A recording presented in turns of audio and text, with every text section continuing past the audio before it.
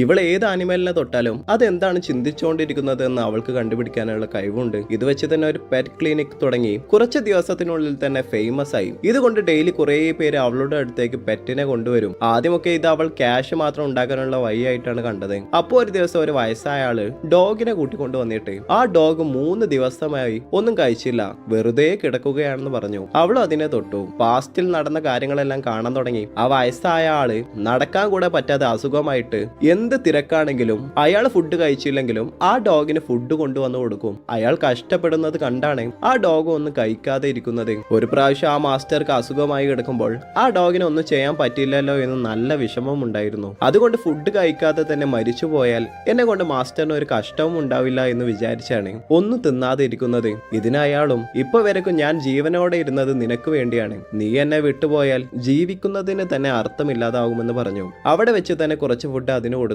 ഡോഗും വാശി പിടിക്കാതെ അതെല്ലാം ഇപ്രാവശ്യം ഫുള്ള് കഴിച്ചു. അവളും അതിന് ഫീസ് വാങ്ങാതെ ഡോഗിന് കുറെ ഫുഡ് വാങ്ങിക്കൊടുത്തു. അവൾ ഇപ്പോഴാണ് അവളുടെ പവേഴ്സിനെ കുറിച്ച് അഭിമാനം തോന്നുന്നത്.